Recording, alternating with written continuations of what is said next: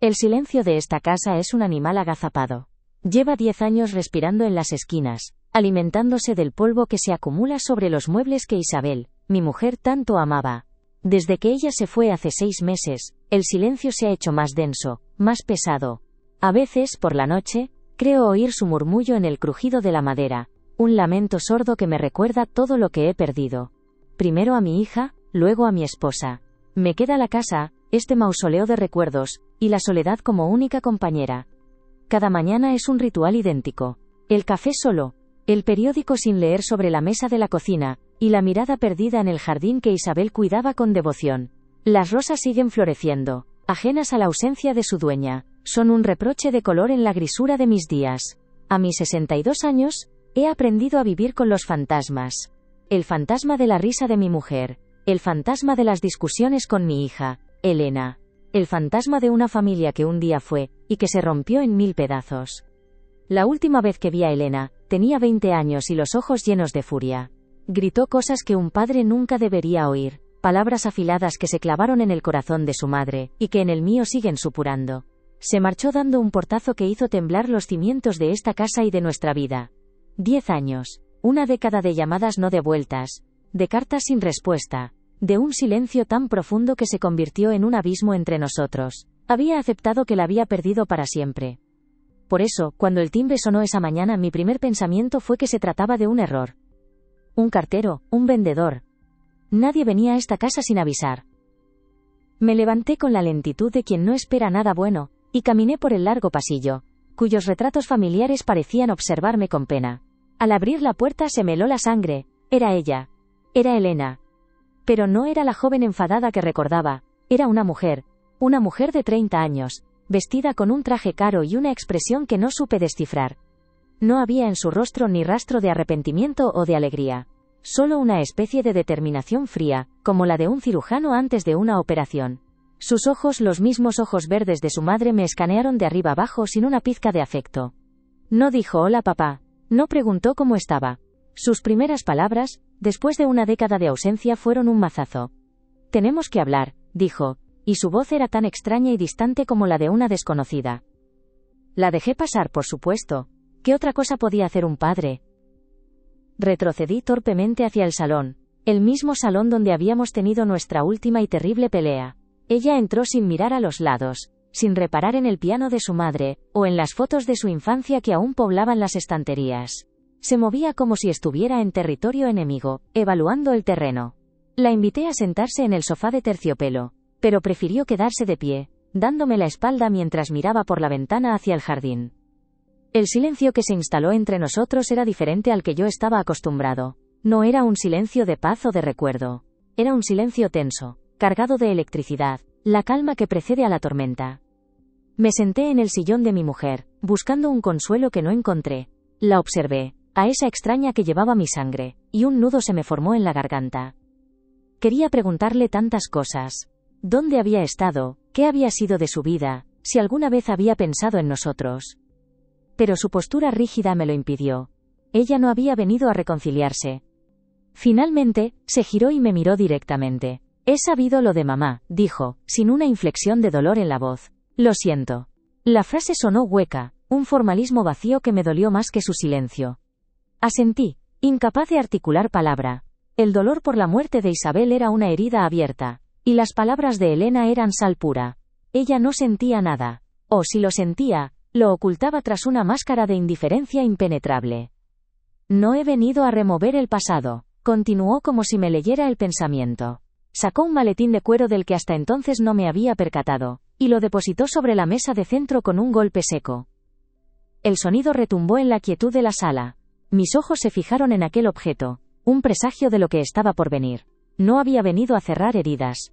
Había venido a abrirlas de nuevo, pero esta vez con un bisturí. Abrió el maletín y extrajo una carpeta de cartón. La dejó sobre la superficie de madera pulida, a medio camino entre ella y yo. He venido por esto, sentenció.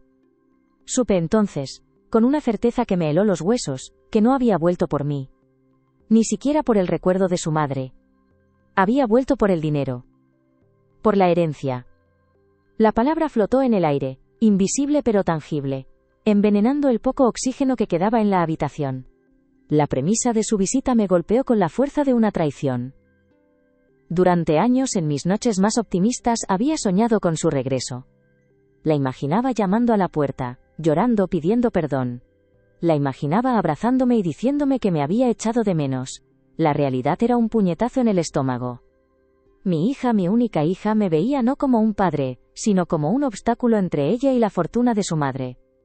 Mi voz, cuando por fin la encontré, sonó ronca y frágil. ¿10 años, Elena? 10 años sin una sola palabra y vuelves para hablar de dinero. Intenté que mi tono fuera de reproche, pero solo conseguí que sonara a súplica. Quería que viera mi dolor, que reaccionara, que mostrara una chispa de la niña que yo había criado. Pero su rostro permaneció impasible, una fortaleza inexpugnable.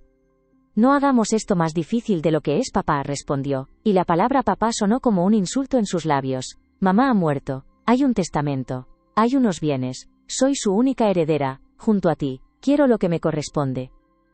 Su lógica era aplastante, brutal. Redujo el amor de una vida, el legado de su madre, a una simple transacción comercial.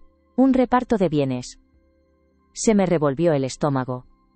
La rabia empezó a bullir en mi interior, desplazando al dolor. ¿Cómo se atrevía? ¿Cómo se atrevía a profanar la memoria de su madre de esa manera, en su propia casa, en su propio salón? Isabel la había adorado, incluso después de que le rompiera el corazón. Había pasado la última década esperando una llamada que nunca llegó, guardando la esperanza de que su niña volviera a casa. Y ahora, su niña estaba aquí, reclamando su parte del botín. Tu madre te dejó la mitad de todo, le espeté levantando la voz por primera vez. Lo sabes perfectamente. Su voluntad fue siempre protegerte, incluso cuando tú nos diste la espalda. El testamento está en el despacho del notario, claro y conciso como era ella. Esperaba que la mención de la generosidad de su madre la avergonzara, pero me equivoqué. Una sonrisa torcida, casi imperceptible, se dibujó en sus labios. Era una sonrisa que no le había visto nunca, y me dio miedo. «Ah, el testamento», dijo con un deje de ironía. «Sí, he oído hablar de él. El que redactasteis juntos hace 15 años, cuando yo todavía era una cría, y el mundo era un lugar feliz y ordenado». Se acercó a la mesa y con un gesto deliberadamente lento, abrió la carpeta que había traído. Mis ojos siguieron sus manos, unas manos cuidadas, con las uñas perfectamente esmaltadas. Manos de una mujer que sabía lo que quería y cómo conseguirlo.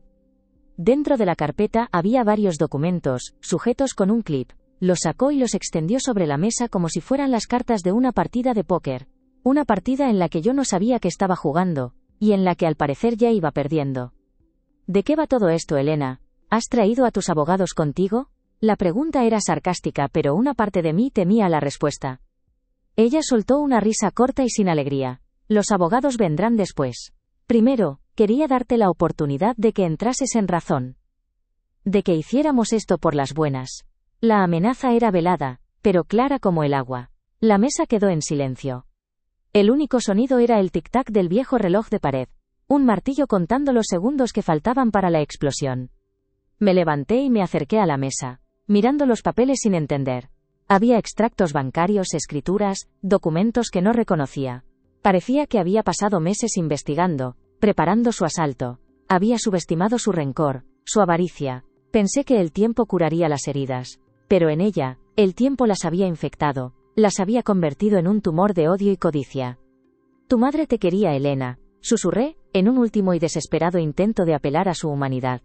Todo lo que hizo, lo hizo por ti. Incluso cuando se sentía abandonada, nunca dejó de quererte. Mis palabras se perdieron en el aire viciado de la habitación. Ella ni siquiera parpadeó. Era como hablarle a una pared de granito.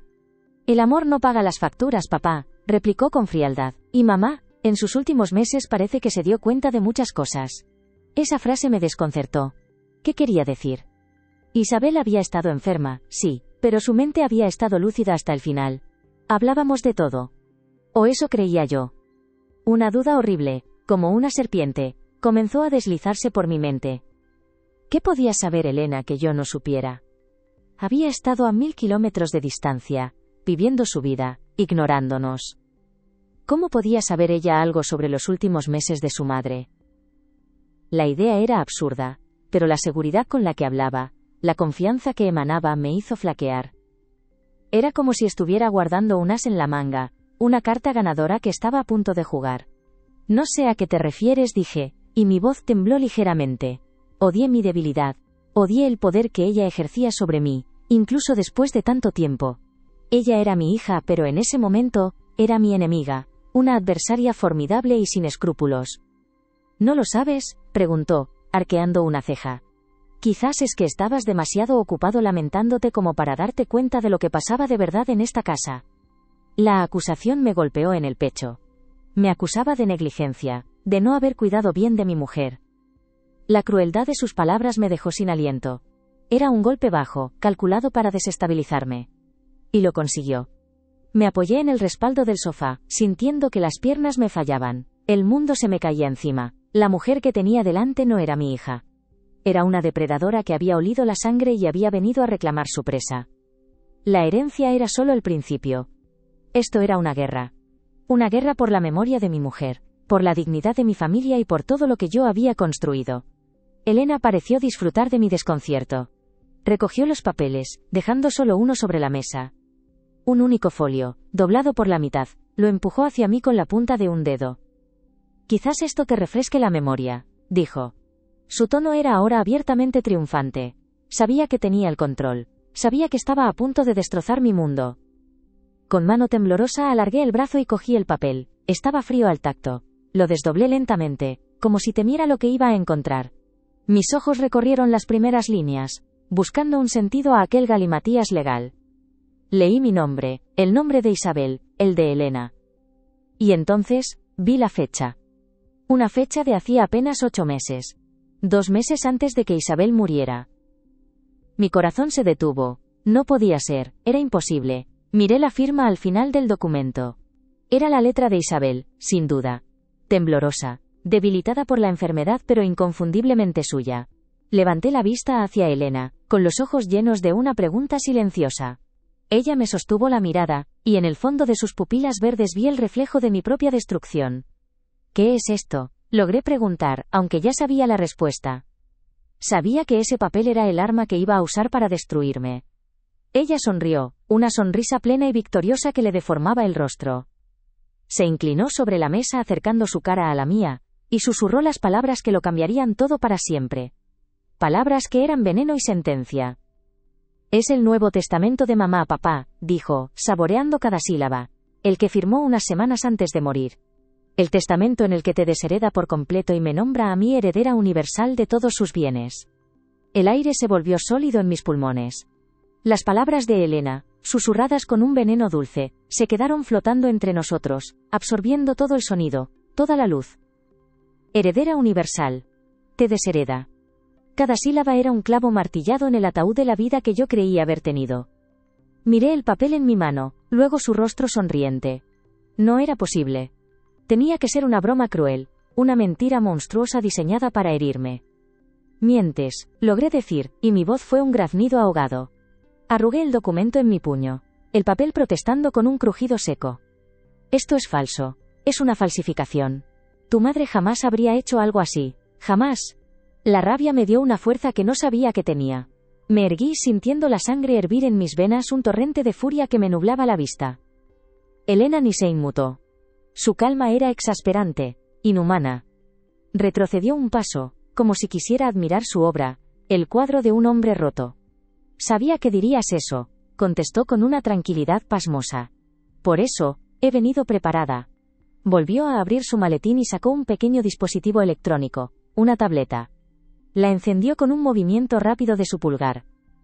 La pantalla cobró vida, mostrando una carpeta llena de archivos. Con una eficiencia escalofriante, seleccionó un vídeo. El sonido llenó la habitación. Era la voz de Isabel. Mi Isabel. Débil, temblorosa pero inconfundible. El corazón me dio un vuelco doloroso. La imagen apareció. Era ella, sentada en su sillón favorito, junto a la ventana del dormitorio. Parecía frágil, consumida por la enfermedad, pero sus ojos tenían una claridad que me heló la sangre. Yo, Isabel Fuentes, en pleno uso de mis facultades mentales, comenzó a decir, mirando directamente a la cámara. A su lado, fuera de foco, se veía la silueta de un hombre. Un notario, supuse. Isabel recitó el texto legal. Sus palabras eran lentas pero firmes. Revocaba cualquier testamento anterior y nombraba a su única hija, Elena, como heredera de todos sus bienes presentes y futuros. Mientras hablaba, su mirada no flaqueó. Había una determinación en ella que me resultaba extraña, ajena. Elena detuvo el vídeo justo después de que la pluma de Isabel rasgara el papel en la última firma. El silencio que siguió fue más profundo, más terrible que cualquier grito. La prueba era irrefutable. Era su voz, su rostro, su firma. Pero no era ella. No podía ser la mujer con la que había compartido 40 años de mi vida. Algo estaba terriblemente mal. Algo no encajaba en absoluto. ¿Qué le has hecho?, le pregunté, y mi voz era ahora un susurro roto. La rabia se había desvanecido, dejando en su lugar un miedo gélido y profundo. La has manipulado. Te has aprovechado de su enfermedad, de su debilidad. Esto es obra tuya. La acusación flotó en el aire, desesperada. Necesitaba creerlo. Necesitaba creer que mi mujer no me había traicionado de una forma tan absoluta. Elena apagó la tableta y la guardó con la misma precisión metódica. Al contrario, papá. La liberé. Se acercó a mí, invadiendo mi espacio personal. Su perfume caro y desconocido me asfixiaba. Le di la oportunidad de decir la verdad, una verdad que tú te negaste a ver durante años. Sus ojos verdes, tan parecidos a los de su madre, me escrutaban sin piedad. ¿Qué verdad?, grité, sintiendo que perdía el control. ¿La verdad de que me odiaba? ¿De que nuestra vida fue una mentira? Vivimos juntos, la cuidé hasta su último aliento. ¿Dónde estabas tú, Elena? ¿Dónde estabas mientras ella se apagaba? Desaparecida, muda durante 10 años. Cada palabra era un latigazo, un intento de hacerle sentir una pizca de la culpa que debía sentir. Pero ella era inmune a la culpa. Estaba donde ella quería que estuviera, lejos de ti. La frase fue un puñetazo directo al alma. Me tambaleé hacia atrás, buscando el apoyo del sofá. Mis piernas se negaban a sostenerme. Lejos de mí.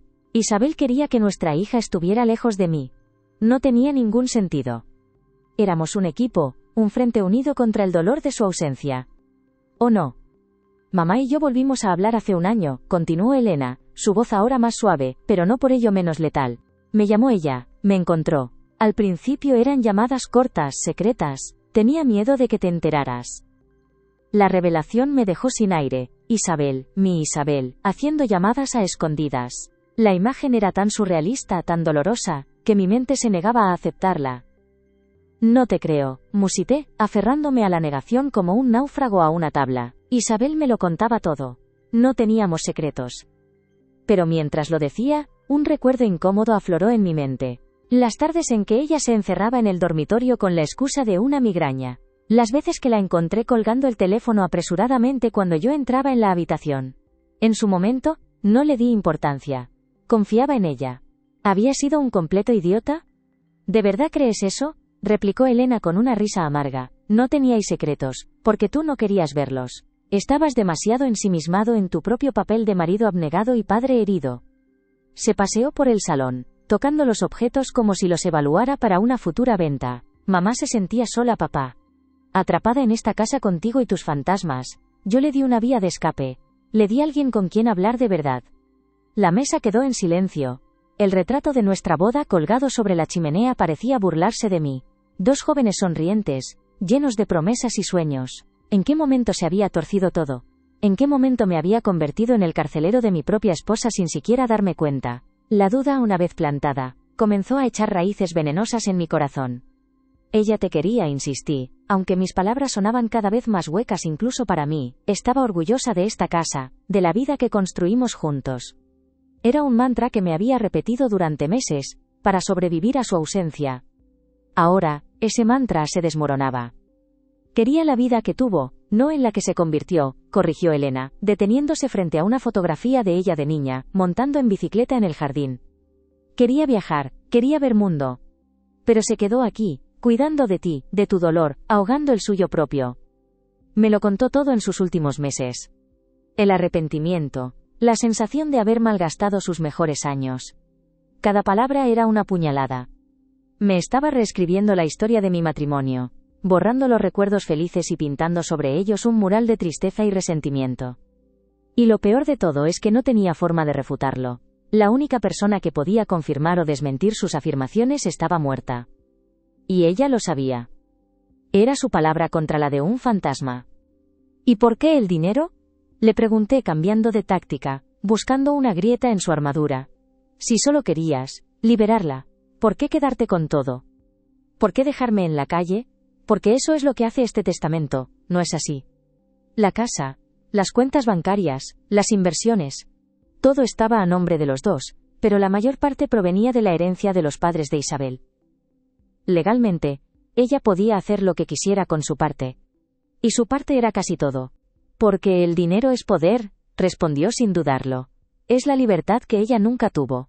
Me dijo que quería que yo viviera la vida que ella no pudo. Que no cometiera sus mismos errores, que no me atara a nadie ni a nada.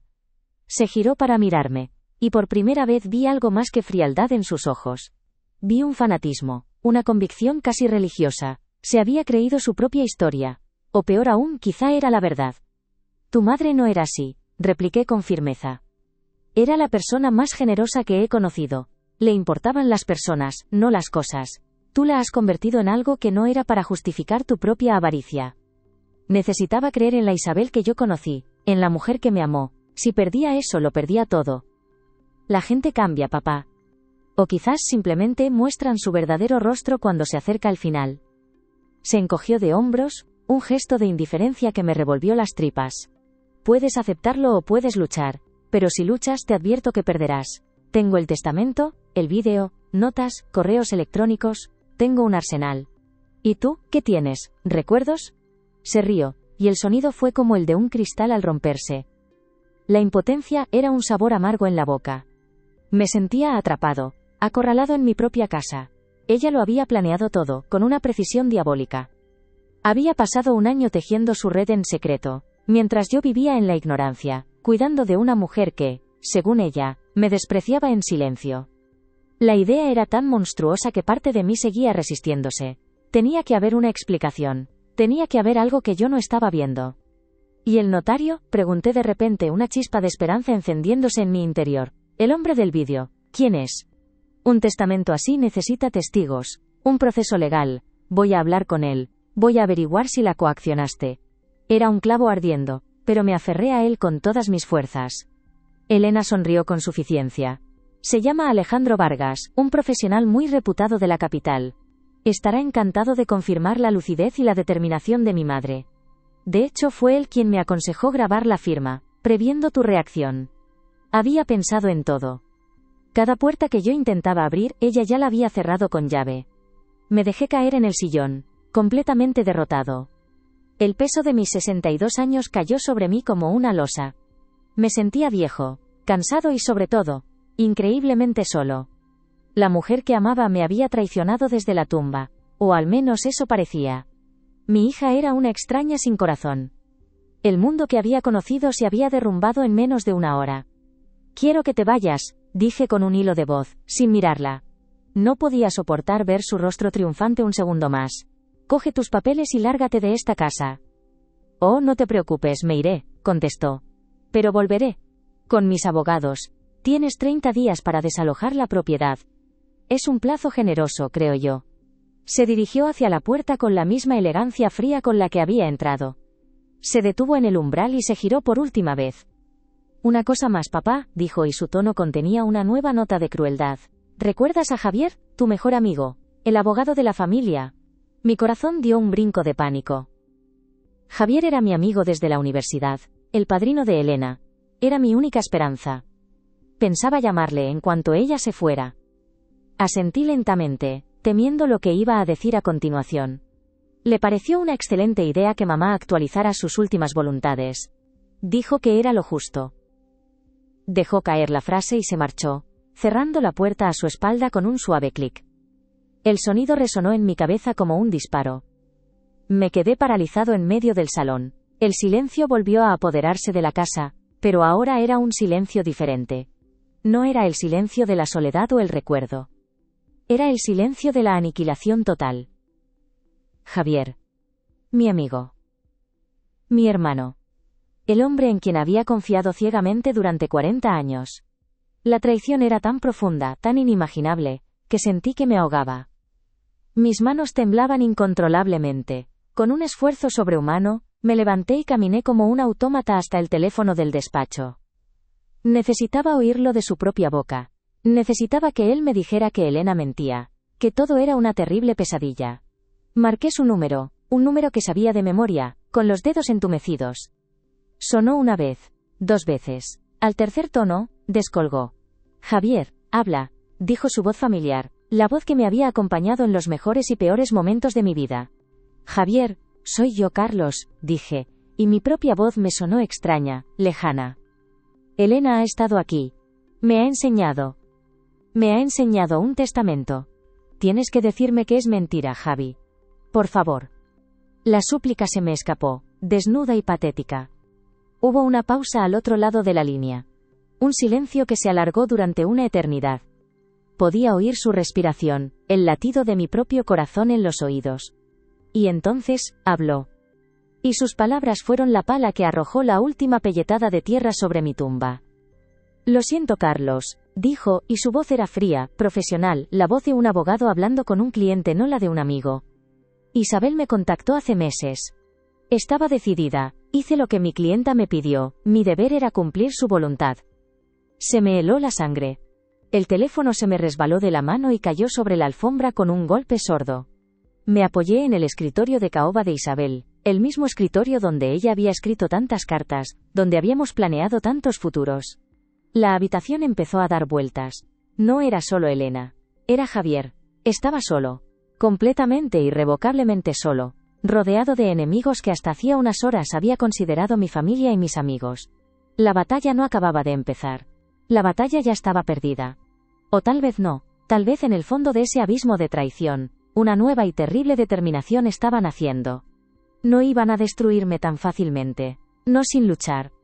El eco de las palabras de Javier resonó en el despacho mucho después de que el teléfono cayera al suelo. Mi deber era cumplir su voluntad. Deber. Voluntad. Palabras frías, técnicas, desprovistas de 40 años de amistad. Sentí como el suelo se abría bajo mis pies, no para tragarme, sino para dejarme suspendido en un vacío helado. La traición no era una puñalada, era la amputación de una parte de mi alma sin anestesia. Me quedé allí, de pie apoyado en el escritorio de mi mujer, y por primera vez en 6 meses, no lloré. El dolor era demasiado profundo para las lágrimas. Se había solidificado en mi interior, convirtiéndose en algo duro, afilado y peligroso. Una rabia gélida, una lucidez terrible, comenzó a extenderse por mis venas, desplazando la conmoción. Se habían reído de mí. Todos ellos. Mi hija, mi mejor amigo y, lo más doloroso de todo, mi mujer. Me habían convertido en el tonto del drama, el marido ciego y doliente al que se podía despojar de todo con una firma y una grabación de vídeo. El silencio de la casa ya no era el de un animal agazapado. Ahora era mi silencio. Un silencio preñado de furia, un silencio que planeaba su venganza. Se acabó el luto. Se acabó la pena, empezaba la guerra. No me cambié de ropa, no me lavé la cara. Cogí las llaves del coche del cuenco de cerámica donde Isabel las dejaba siempre, y salí de la casa, cerrando la puerta con una fuerza que hizo vibrar los cristales. El sol de la tarde me ceejeó con acento agudo por un instante. El mundo seguía girando, ajeno a mi cataclismo personal. Conduje por las calles de mi ciudad, las calles de mi vida, pero las veía con otros ojos. Cada esquina, cada edificio, era un decorado del teatro en el que yo había sido el único actor que no conocía el guión. Mi destino era el despacho de Javier. Necesitaba verle la cara. Necesitaba ver los ojos del hombre que me había aniquilado. La secretaria de Javier, una mujer que me había visto envejecer durante 30 años, intentó detenerme con una sonrisa nerviosa. Don Carlos, qué sorpresa. El señor Valverde está en una reunión. La aparté con un gesto que no admitía réplica, y abrí la puerta de su despacho de par en par. Estaba solo, de espaldas a la puerta mirando por el gran ventanal que daba a la Plaza Mayor. Se giró lentamente, sin sorpresa, como si me hubiera estado esperando. Su rostro, habitualmente jovial, era una máscara de contrición profesional. Carlos, sabía que vendrías, dijo en voz baja juntando las manos sobre su escritorio de roble macizo. ¿A qué has venido? ¿A regodearte? ¿A cobrar tu parte del botín? Mi voz era un siseo, un sonido que no reconocí como mío. Me acerqué a su mesa, apoyando los nudillos en la madera pulida. Quería volcarla, romperlo todo, hacerle sentir una fracción del caos que él había desatado en mi interior. No hay ningún botín, Carlos. Solo he cumplido con mi trabajo, respondió, y su calma me enfureció aún más. Isabel era mi clienta. Tenía derecho a cambiar su testamento cuantas veces quisiera. Y su decisión fue clara y meditada. Su profesionalidad era un muro de piedra. pero yo tenía un martillo. Era mi mujer y tú eras mi amigo. Mi hermano. ¿Desde cuándo sabías esto? ¿Desde cuándo me mentías a la cara, dándome el pésame, preguntándome cómo lo llevaba? Javier desvió la mirada, un gesto casi imperceptible de culpa que me dio un resquicio de esperanza. Isabel me contactó hace casi un año. Al principio solo quería consejo. Estaba infeliz, Carlos, muy infeliz. La palabra quedó suspendida entre nosotros, un veneno sutil. ¿Infeliz? Isabel había estado enferma, triste por la ausencia de Elena. Pero, ¿infeliz conmigo? La idea era un insulto a nuestra vida en común. Eso es mentira, espeté. Es lo que os habéis inventado Elena y tú para justificar esta monstruosidad. La habéis manipulado. Me incliné sobre la mesa, mi rostro a centímetros del suyo. Dime la verdad, Javier, ¿cuánto te ha pagado Elena por esto? ¿Cuál es el precio de 40 años de amistad? La acusación era brutal, y por fin vi una fisura en su compostura. El color abandonó su rostro. Se levantó de golpe, sus ojos ahora llameantes. No te atrevas. No tienes ni idea de nada. Has vivido en una burbuja durante años, Carlos. ¿Crees que conocías a tu mujer? No la conocías. Veías a la mujer que querías ver, la santa esposa, la madre abnegada. Pero había otra Isabel. Una mujer cansada de ser tu enfermera, tu sombra, el pilar que sostenía tu autocompasión. Cada palabra era un golpe. Me estaba desnudando, no solo a mí, sino a la memoria de mi matrimonio. ¿Y qué sabrás tú? Le grité, sintiendo que la rabia me ahogaba. Tú no dormías con ella. Tú no la sostenías cuando el dolor era insoportable. Tú no le leías hasta que se quedaba dormida. Tú no estabas allí. Mi voz se rompió al final, la furia mezclándose con un dolor insoportable. Javier me miró, y por un instante, vi al amigo que había perdido. Vi pena en sus ojos. No, yo no estaba allí, admitió, y su voz se suavizó. Pero hablaba con ella. Y me contaba cosas que a ti nunca te habría contado, porque te habrían destrozado. Y a ella le importabas demasiado como para hacerte ese daño. Se sentó de nuevo, pareciendo de repente mucho más viejo. Lo siento, Carlos. De verdad que lo siento. Pero hice lo que ella me pidió. Proteger a Elena. Darle las herramientas para que fuera libre. Era su última voluntad. Salí de su despacho como un sonámbulo. Sus palabras rebotaban en mi cráneo. No la conocías. Proteger a Elena. ¿Protegerla de qué? ¿De mí? La traición de Javier ya no era simple. Estaba envuelta en un misterio, en una versión de mi vida que yo no reconocía. Volví a casa. Pero ya no era mi hogar. Era un escenario lleno de pruebas falsas, de recuerdos que ahora parecían mentiras. Tenía que encontrar la verdad. Mi verdad. Los siguientes días me transformé. El hombre afligido y pasivo murió en el despacho de Javier. En su lugar nació un investigador, un hombre con una única misión: desmontar la farsa que habían construido a mi alrededor. Comencé por el despacho de Isabel. Durante meses, lo había mantenido intacto, un santuario. Ahora era una sala de interrogatorios. Saqué cada cajón, revisé cada carpeta, cada libro. Buscaba algo, cualquier cosa, que contradijera la historia de Elena. Encontré facturas, extractos bancarios antiguos, cartas de amigos. Nada fuera de lo normal. La vida de Isabel, sobre el papel, era un libro abierto. O eso parecía. Pero la duda que Javier había sembrado en mí, era una mala hierba. ¿Qué me había ocultado? ¿Qué secretos guardaban aquellas paredes? Una noche, exhausto, me senté en su silla, respirando el aroma a lavanda que aún impregnaba la madera. Mis dedos tropezaron con una pequeña irregularidad bajo el tablero del escritorio. Era una cinta adhesiva, vieja y amarillenta. Tiré de ella y un sobre delgado cayó sobre mi regazo. No tenía remitente. Dentro, había una única llave pequeña y ornamentada. Mi corazón empezó a latir con fuerza.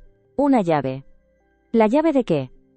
Recorrí la casa probándola en cada cerradura, en cada cofre, sin éxito. La frustración crecía. Era una pista que no conducía a ninguna parte. ¿O sí? Recordé el joyero de su abuela, una caja de música de madera de sándalo, que siempre estaba sobre su mesilla de noche. Nunca la abría. Decía que la melodía le traía recuerdos tristes. Me había parecido una de sus muchas manías. Corrí a la habitación. La caja estaba allí, cubierta de polvo. La llave encajó a la perfección. La giré. En lugar de música, un clic sutil liberó un doble fondo. Dentro no había joyas. Había un pequeño diario de cuero negro y un fajo de extractos bancarios recientes. De una cuenta que yo no conocía. Se me heló la sangre. El diario estaba cerrado con un diminuto candado, y para ese no tenía llave. Pero los extractos, los abrí con manos temblorosas. La cuenta estaba a nombre de Isabel. Y las transacciones eran un misterio. Había ingresos regulares, pequeñas cantidades, durante el último año. Y luego, una única y enorme retirada. 100.000 euros. Transferidos 3 semanas antes de su muerte a una cuenta desconocida. 100.000 euros. Era una parte sustancial de nuestros ahorros. ¿A quién le había dado Isabel esa fortuna? ¿Y por qué en secreto? La historia de Elena se tambaleaba. Esto no era el legado de una mujer que quería darlo todo a su hija. Esto era otra cosa. Algo mucho más oscuro. Necesitaba ayuda. No podía enfrentarme a esto solo. Javier estaba en el otro bando. Mis amigos. ¿En quién podía confiar ahora? Solo se me ocurrió un nombre. Marta. La hermana de Isabel. Nuestra relación siempre había sido distante. Marta era directa, casi brusca, y nunca había aprobado del todo, según Isabel, mi carácter soñador y poco práctico. Pero era la sangre de mi mujer. Quizás ella supiera algo. La llamé. Su voz al otro lado de la línea fue fría, cautelosa. ¿Carlos? ¿Ha pasado algo? Le conté una versión resumida de los hechos. El regreso de Elena, el Nuevo Testamento, la traición de Javier. Hizo una pausa tan larga que pensé que me había colgado. Siempre supe que esa niña era veneno puro, dijo finalmente con una dureza que me sorprendió. ¿Y mi hermana? Mi hermana era una experta en guardar secretos. Voy para allá. Marta llegó a la mañana siguiente. Era una versión más angulosa y enérgica de Isabel. Entró en la casa y la recorrió con la mirada, como si evaluara los años de ausencia. Le enseñé los extractos bancarios. Los miró con atención, frunciendo el ceño. 100.000 euros, murmuró. ¿No te dijo nada? Ni una pista. Negué con la cabeza, sintiéndome un idiota. No, Carlos, no eres un idiota. Eres un hombre enamorado. Isabel sabía cómo manejarte, siempre lo supo. Su franqueza dolía, pero era extrañamente reconfortante. Era real. Le mostré el diario cerrado. Ella lo cogió, lo sopesó en sus manos. Recuerdo este diario, se lo regaló nuestro padre, siempre lo llevaba a todas partes cuando era joven. Sus ojos se iluminaron de repente. El candado es de combinación, no de llave. El cumpleaños de papá, prueba con esa fecha. Me dictó 4 números, los introduje en el pequeño candado. Se abrió con un clic. Dentro, la caligrafía de Isabel llenaba las páginas. Pero no eran reflexiones diarias, eran anotaciones, casi un libro de contabilidad emocional. Fechas, nombres, cantidades. Y un nombre se repetía una y otra vez, asociado a los ingresos que había visto en la cuenta secreta. Ricardo. ¿Quién demonios era Ricardo? Mi mente se aceleró. ¿Un amante? La idea era tan dolorosa, tan ajena a la imagen que tenía de mi mujer, que la deseché al instante. Tenía que haber otra explicación. Marta leyó por encima de mi hombro. Su rostro se ensombreció. No puede ser, susurró. Pensé que había terminado con eso hace 30 años. Me miró, y sus ojos estaban llenos de una mezcla de pena y rabia. Carlos, hay algo que no sabes sobre el pasado de mi hermana. Algo que ocurrió mucho antes de que tú la conocieras. Algo que, al parecer, nunca la abandonó. La forma en que lo dijo me provocó un escalofrío. El secreto de Isabel era mucho más antiguo de lo que imaginaba. Justo en ese momento, sonó el timbre. Era Elena. Venía flanqueada por 2 hombres de traje, sus abogados. Su rostro era una máscara de impaciencia. Veo que tienes compañía, dijo, mirando a Marta con desdén. He venido a entregarte la notificación formal de desalojo. Y a ver si has entrado en razón. Su arrogancia era ilimitada. Pero yo ya no era el hombre roto que había dejado atrás hacía unos días. No voy a ir a ninguna parte, Elena, le dije, y mi voz era firme, tranquila. Sostuve su mirada. Y te aconsejo que llames a tus perros guardianes y te marches. Porque acabamos de empezar a descubrir cosas. Cosas sobre el dinero de tu madre. Cosas que ni tú, con toda tu planificación, pareces saber. Por primera vez, vi una vacilación en sus ojos. Una sombra de incertidumbre. No sé de qué hablas, replicó, aunque su tono había perdido algo de su filo. Tengo un testamento legal, es lo único que importa. Se dio la vuelta para marcharse, pero yo no había terminado. Pregúntale a tu cómplice, a Javier. Pregúntale si el nombre de Ricardo le suena de algo. El cuerpo de Elena se tensó visiblemente. Se giró muy lentamente, y la máscara de frialdad se había resquebrajado, revelando una expresión de puro pánico. La conocía. Sabía perfectamente quién era Ricardo. No te atrevas a meterte en eso, siseó, y su voz era ahora un susurro amenazante, lleno de un miedo que no comprendí. No tienes ni idea de dónde te estás metiendo. Se marchó casi corriendo, dejando a sus abogados desconcertados en el umbral. Cerré la puerta. Me giré hacia Marta. Ambos sabíamos que habíamos tocado un nervio. Un nervio expuesto y peligroso. Ricardo era su chantajista Carlos, dijo Marta en voz baja, y el mundo se detuvo por segunda vez en una semana.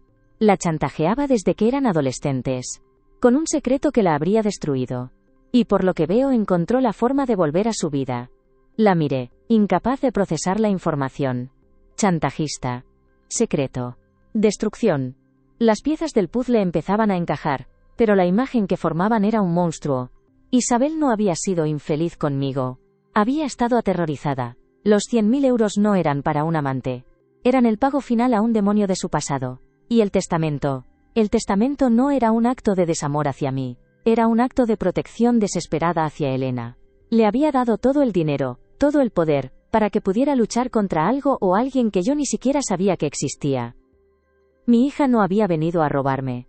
Había venido a prepararse para una guerra mucho más antigua y terrible. Y sin saberlo, yo me había convertido en su enemigo.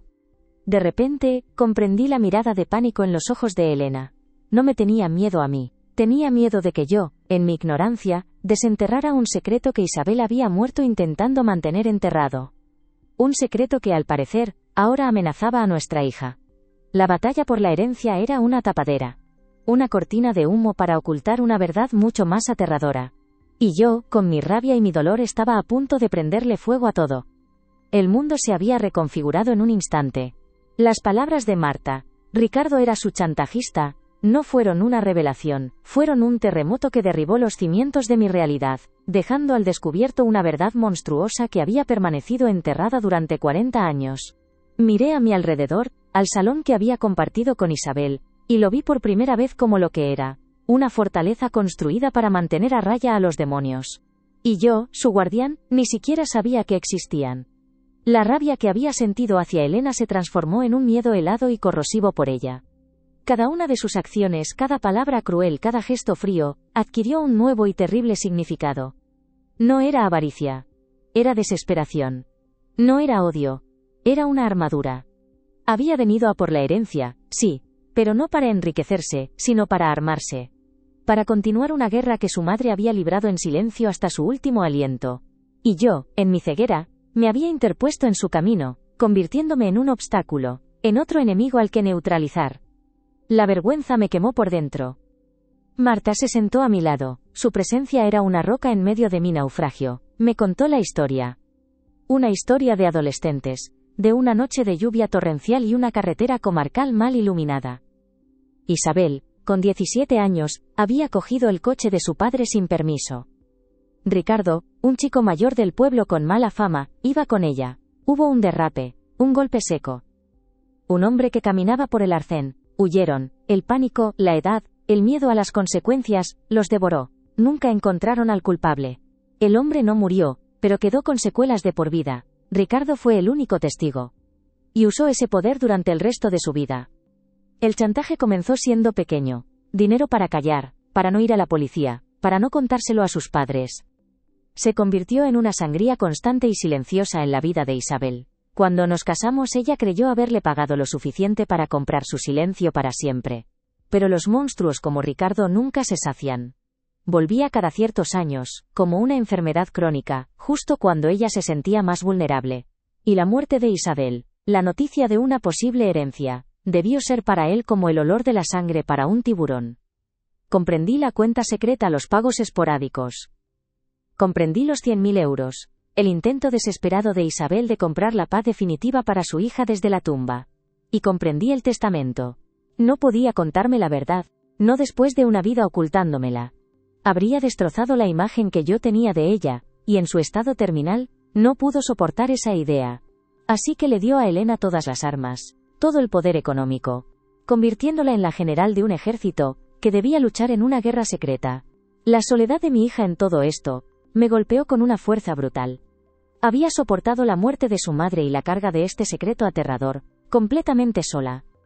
Tenemos que encontrarla, le dije a Marta, Mi voz cargada de una urgencia que no había sentido en años. Tenemos que hablar con ella. Tiene que saber que no está sola. Que estoy de su lado. Marta asintió, sus ojos severos suavizados por la compasión. No será fácil, Carlos. La has herido. Y ha aprendido de su madre a no confiar en nadie. Pero yo no iba a rendirme. Había perdido 10 años con mi hija por culpa del orgullo y la incomprensión. No iba a perder ni un minuto más. No sabía dónde vivía, pero sabía que volvería. La guerra que había iniciado no había terminado. Pasé las siguientes 24 horas en un estado de vigilia febril. Cada vez que sonaba el teléfono, saltaba. Cada coche que pasaba por la calle me hacía asomarme a la ventana. Marta se quedó conmigo, un ancla silenciosa en mi tormenta. Hablamos poco, pero su presencia era suficiente. Hablábamos el mismo idioma de dolor y preocupación por las dos mujeres que habíamos amado y, a nuestra manera, no habíamos sabido proteger del todo. Al día siguiente, por la tarde, volvió. Sola esta vez. Aparcó su coche caro frente a la casa y se quedó dentro un largo rato, como si reuniera fuerzas para el siguiente asalto. Cuando finalmente salió y caminó hacia la puerta, vi en su rostro no la determinación fría de la primera vez, sino un agotamiento infinito. La máscara se estaba agrietando. Antes de que pudiera llamar al timbre, abrí la puerta. Se sobresaltó, retrocediendo un paso. Su mano se aferró a su bolso como si fuera un escudo. Elena, dije, y mi voz era suave, desprovista de toda la rabia anterior. Tenemos que hablar. Por favor. No como enemigos. Ella me miró con desconfianza, sus ojos verdes buscando la trampa. ¿Qué quieres ahora? ¿Has encontrado un abogado mejor? ¿Una nueva estrategia? Su cinismo era un mecanismo de defensa, lo veía claramente ahora. En lugar de responder, simplemente me hice a un lado y le indiqué que entrara. Dudó un instante, pero la curiosidad, o quizás el cansancio, la venció. Entró en el salón, tensa, lista para la batalla. Marta estaba sentada en el sillón, y su presencia pareció sorprenderla. Tu tía me lo ha contado todo, Elena, dije, cerrando la puerta a sus espaldas. La historia. El accidente. Ricardo. Al oír su nombre, se estremeció como si hubiera recibido una descarga eléctrica. Su rostro palideció. Se giró para mirarme, y en sus ojos vi el pánico desnudo que había vislumbrado el día anterior, pero multiplicado por 1000. Era el pánico de un animal acorralado. No sabes nada, susurró, su voz temblorosa. No debisteis. Mamá no quería que lo supieras. Tu madre quería protegerme, y al hacerlo, te dejó a ti toda la carga, respondí, acercándome a ella lentamente, como si me acercara a un pájaro herido. Ya no tienes que llevarla sola. Estoy contigo, hija. Lo que sea que esté pasando lo afrontaremos juntos, como una familia. La palabra familia pareció romper algo en su interior. Sus hombros se hundieron.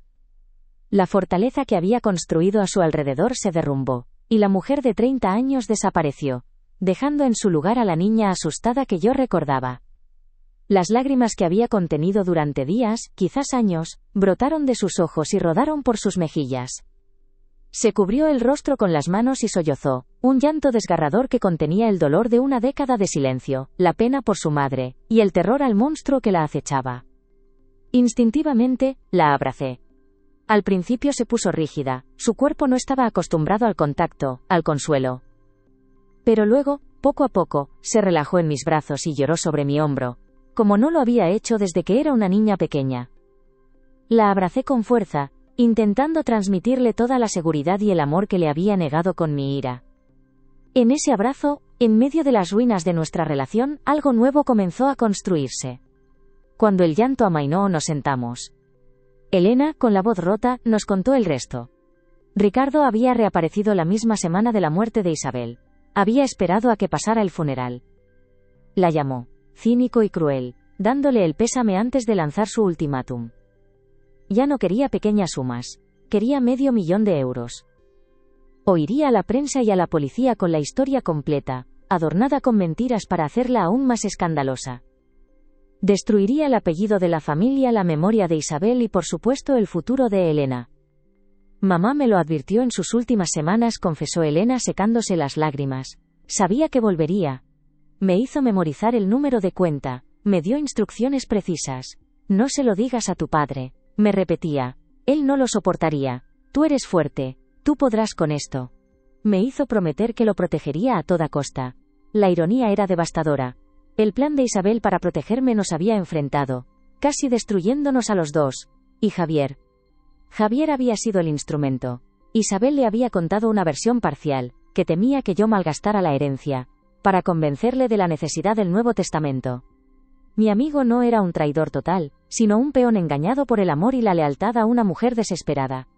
Por eso la agresividad, papá. Por eso la prisa, continuó Elena.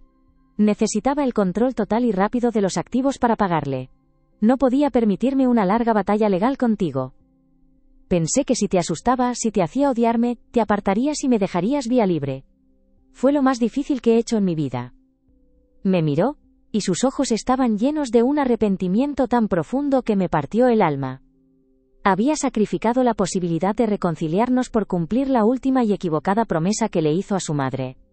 La mesa quedó en silencio. El peso de todos los secretos, de todos los malentendidos nos aplastaba. Pero ya no era un silencio de hostilidad. Era un silencio de comprensión. De duelo compartido. No va a recibir ni un céntimo más, dije con una firmeza que sorprendió a todos, incluido a mí mismo. Se acabó. Esta familia no va a vivir con miedo ni un día más. Tu madre vivió 40 años como una rehén. Nosotros no lo haremos. Elena me miró, asustada. Pero, ¿qué podemos hacer? Tiene pruebas, tiene la historia.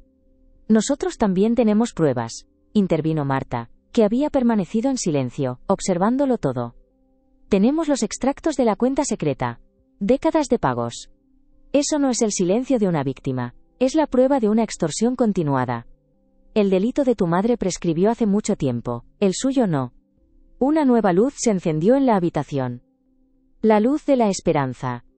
La luz de la lucha.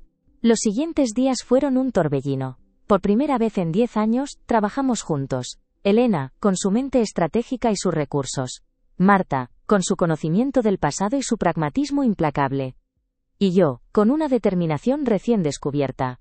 Contratamos a un investigador privado. Descubrimos que Ricardo era un parásito, un hombre sin oficio ni beneficio que había vivido de extorsionar no solo a Isabel, sino a otras personas de su pasado. Recopilamos testimonios, pruebas. Construimos un caso sólido contra él. La confrontación final no fue en un callejón oscuro, sino en la fría sala de reuniones de un bufete de abogados que Elena contrató. Ricardo entró con la arrogancia del que se sabe ganador. Cuando nos vio a los tres juntos, su sonrisa vaciló. Nuestro abogado expuso los hechos con una precisión glacial. La historia del accidente, sí, pero también la historia de 40 años de extorsión. Presentó las pruebas, los testimonios. Le ofreció un trato: desaparecer de nuestras vidas para siempre, o enfrentarse a una pena de cárcel que le haría pasar el resto de su vida entre rejas.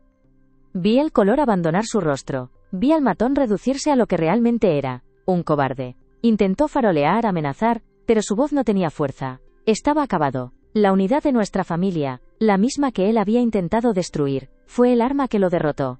Firmó el acuerdo de confidencialidad, y se marchó de allí como un hombre roto. Cuando la puerta se cerró tras él, un suspiro colectivo llenó la sala. El fantasma que había atormentado a mi mujer durante toda su vida por fin, había sido exorcizado. Esa noche de vuelta en casa, Elena y yo nos sentamos en el porche mirando el jardín que Isabel tanto amaba. El aire era fresco, limpio. El silencio había vuelto, pero era un silencio nuevo. Un silencio de paz.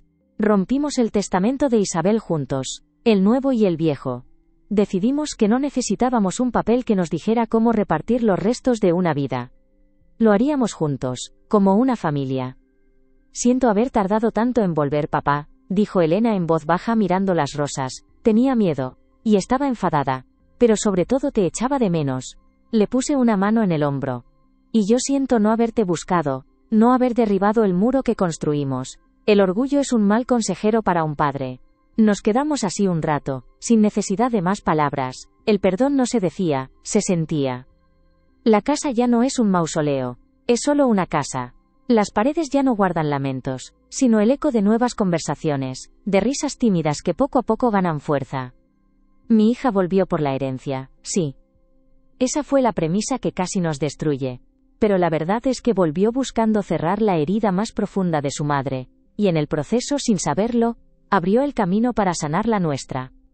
He aprendido que una familia no se define por la ausencia de secretos, sino por lo que se elige hacer cuando estos, inevitablemente, salen a la luz. La confianza no es la certeza ciega de que no hay oscuridad en el otro, sino la valentía de saber que, si la hay, se puede encender una luz juntos. La traición, a veces, es solo el rostro deforme del amor más desesperado, un intento torpe y doloroso de proteger a quien se ama de una verdad que se cree insoportable. Isabel se equivocó pero lo hizo por amor. Elena se equivocó pero lo hizo por lealtad. Y yo me equivoqué pero lo hice por dolor. Y al final, en el perdón de todos nuestros errores, hemos encontrado nuestro verdadero legado. No el dinero, ni las propiedades, sino la frágil y tenaz oportunidad de volver a empezar.